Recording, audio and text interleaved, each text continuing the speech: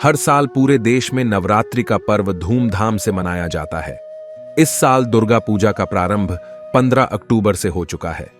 पूरे 9 दिनों तक मां भगवती की उपासना की जाती है।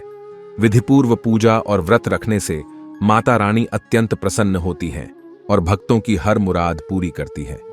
नवरात्रि के 9 दिनों तक मंदिर में खास पूजा की जाती है। वहीं भक्तगण माता रानी का जगराता या चौकी भी बिठाते हैं।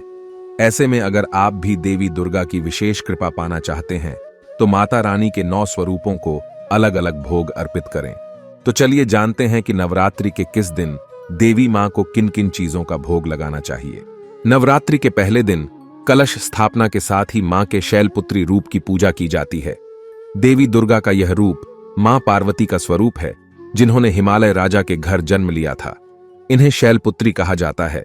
इस दिन पीले वस्त्र पहनकर मां शैलपुत्री की पूजा की जाती है और मां शैलपुत्री को गाय के घी का भोग लगाया जाता है। नवरात्रि के दूसरे दिन मां ब्रह्मचारिणी की पूजा की जाती है। मान्यता है कि भक्तजन जीवन में सुख और सफलता पाने के लिए मां ब्रह्मचारिणी देवी की पूजा करते हैं। ये देवी मां का अविवाहित रूप है और प्रेम और बलिदान का प्रतीक माना जाता है।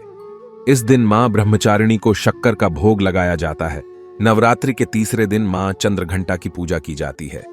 मां चंद्रघंटा की पूजा करने से बुरे कर्मों और पाप कर्म से मुक्ति मिलने के योग्य बनते हैं। मान्यता है कि तीसरे दिन भूरे या ग्रे कलर के कपड़े पहनकर माता की पूजा करने से लाभ होता है।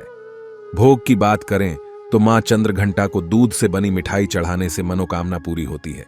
नवरात्रि के चौथे दिन दुर्गा देवी के रूप मां कुष्मांडा की पूजा का विधान रखा गया है। मां कुष्मांडा खुशी और सकारात्मकता का प्रतीक कही जाती हैं और इनकी पूजा करने से जीवन में खुशहाली और घर परिवार में सुख शांति आती है। चौथे दिन नारंगी रंग के कपड़े पहनकर मां कुष्मांडा की पूजा करनी चाहिए। इस दिन मां कुष्मांडा को मालपुए का भोग लगाना चाहिए। कमेंट में जय माता दी अवश्य लिखें। नवरात्रि के 5वें दिन मां स्कंदमाता की पूजा का विधान है। मां दुर्गा का यह स्वरूप भगवान कार्तिकेय की माता देवी स्कंदमाता के रूप में स्थापित है। इस दिन बच्चों के साथ मां स्कंदमाता की पूजा करनी चाहिए।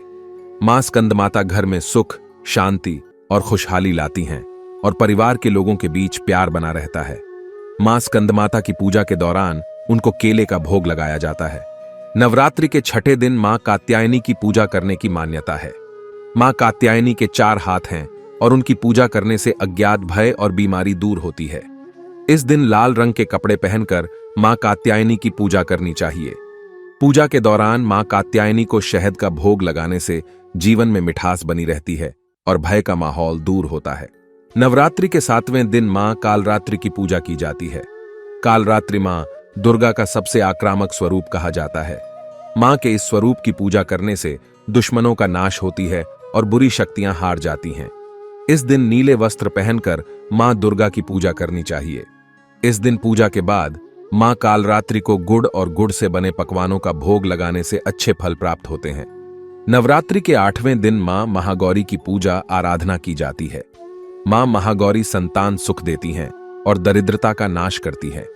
मान्यता है कि मां महागौरी की पूजा करते समय गुलाबी रंग के वस्त्र पहनने चाहिए और इससे खुश होकर मां परिवार में धन, स्वास्थ्य का वरदान देती हैं। मां महागौरी को इस दिन नारियल का भोग लगाना चाहिए। नवरात्रि का 9वां और अंतिम दिन मां सिद्धिदात्री की पूजा के लिए खास माना जाता है। मां सिद्धिदात्री कमल पर बैठी हैं और इनकी पूजा से जीवन में सभी तरह की सिद्धियां प्राप्त होती हैं। मां की पूजा से बीमारी और दुख खत्म हो जाते हैं। इस दिन बैंगनी रंग के कपड़े पहनकर मां सिद्धिदात्री की पूजा करनी चाहिए। इस दिन पूजा करते समय मां को तिल का भोग लगाना चाहिए। कमेंट में जय माता दी अवश्य लिखें। धन्यवाद।